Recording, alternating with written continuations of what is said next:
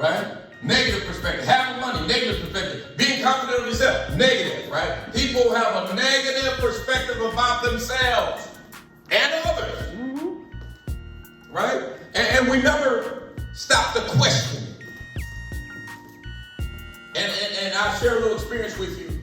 And even in my own biases, right? Being black and of African descent, right?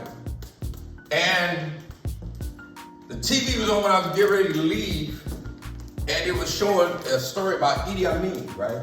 Y'all heard of him. And so they had all these folks in Africa in their African attire, and they, you know how they started doing their dances and the way they're dressed and looked and stuff. And then at first, when I first looked at it, I was like, But then it's like, you know what? That's how you were trained to think and look at them, right? But that's a beautiful thing. And to them, while they dancing and doing what they do the way they do, it's a beautiful thing to them. So, regardless of how people see you and what they think about you, you got to see yourself as beautiful. You got to see yourself as somebody that's great and somebody that's awesome. Right. Hallelujah. You can't become it until you believe it. Hallelujah. So don't play into the self-hate narrative. There's one thing to be humble and speak truth to yourself. But it's another thing to hate yourself. To look in the mirror and say, I can't stand you. You can't stand to look at yourself. You can't stand to look at your pictures. You can't stand anything about yourself.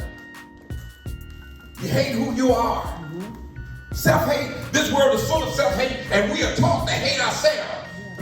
So how can you love anybody else when you don't love yourself? Hallelujah. It's time to fall in love with yourself. Amen. It's time to love. You'll be so in love with yourself. They said, man, these folks are all stuck up in themselves. You're so in love with yourself. Hallelujah. If no one else loves you, love yourself. Come on. Hallelujah. Pat yourself on the back. You can't love anybody else if you don't love yourself.